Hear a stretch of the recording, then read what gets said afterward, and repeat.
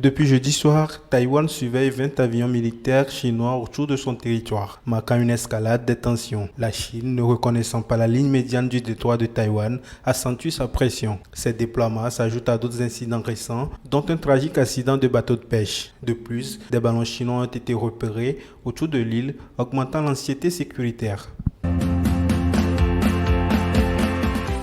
Jansen Wang, ancien nettoyeur de sanitaire, a gravi les échelons pour devenir PDG de Nvidia, une entreprise estimée à 2000 milliards de dollars. Son parcours, jalonné d'obstacles, illustre la persévérance et l'importance de l'éducation. Diplômé de l'Oregon State University, il a fondé Nvidia, devenant un pionnier dans le domaine du processus graphique et de l'intelligence artificielle. Son leadership visionnaire a permis à Nvidia de dominer le marché des GPU et de se positionner comme un leader de l'intelligence artificielle. En plus de ses réussites professionnelles, Wang est également reconnu pour sa philanthropie, faisant des dons importants pour l'éducation et la recherche. Après la décision de la Fed de maintenir ses taux inchangés mais d'envisager plusieurs baisses cette année, les prix du pétrole fluctuent. Le baril de Brent recule de 0,09% à 87,87 $, tandis que le WTI perd 0,16% à 81,14 $. Les investisseurs réagissent aux signaux de la Fed concernant ses futures décisions sur les taux d'intérêt, oscillant entre gains et pertes.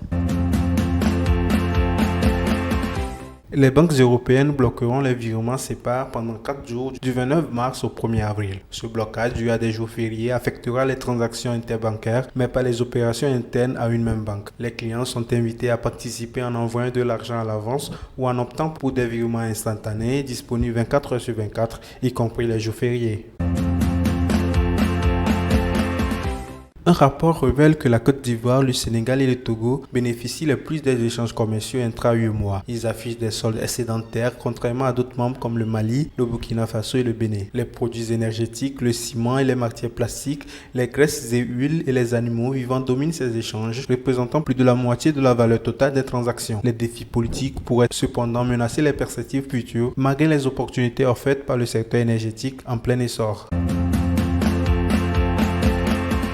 Le gouvernement ivoirien s'associe à un consortium canadien pour lutter contre les pertes post-récolte, un défi majeur pour l'agriculture en Afrique. Le projet, financé à hauteur de 60% par le Canada, prévoit la création de plateformes logistiques intelligentes alimentées par des énergies renouvelables. Cette initiative vise à réduire les pertes dans les zones de production agricole en Côte d'Ivoire. Environ 25 000 emplois sont prévus pour être créés lors de la première phase du projet qui devait débuter en 2025. Les pertes post-récolte représentent chaque année environ 37% de la production agricole en Afrique, entraînant des pertes économiques considérable. Le gouvernement burkinabé lance une stratégie nationale visant à électrifier 1000 localités rurales par an avec un investissement évalué à 625 milliards de francs CFA. Cette initiative vise à porter le taux d'électrification des zones rurales à 50% d'ici 2028. Le ministre de l'Énergie souligne l'importance de garantir l'accès à l'énergie comme un droit fondamental pour chaque citoyen. Cette démarche s'inscrit dans le cadre des objectifs du développement durable pour assurer un accès énergétique fiable et moderne à tous. À première vue, ce dispositif n'inspire rien clairement. Il s'agit bien d'un pivot d'irrigation moderne de dernière génération apporté au Togo par la société Ligue Agricole, une initiative de jeunes Togolais vivant à l'étranger. Il est installé ici dans la préfecture de Zior 1, à 35 km au nord de Lomé, dans le village Kolo. Muni d'un centre de contrôle et alimenté par un groupe électrogène à défaut d'électricité dans la localité, il est capable d'arroser une superficie de 11 hectares en seulement 1 heure de temps. L'initiative est exposée aux hommes de médias. Nous avons voulu l'accompagner dans ce sens, accompagner le secteur public dans ce sens, trouver une solution aux problèmes d'irrigation que nos fermiers togolais ont sur le terrain. Donc on appuie juste des boutons et puis l'eau sort et la machine tourne. C'est aussi le remplaçant de la pluie.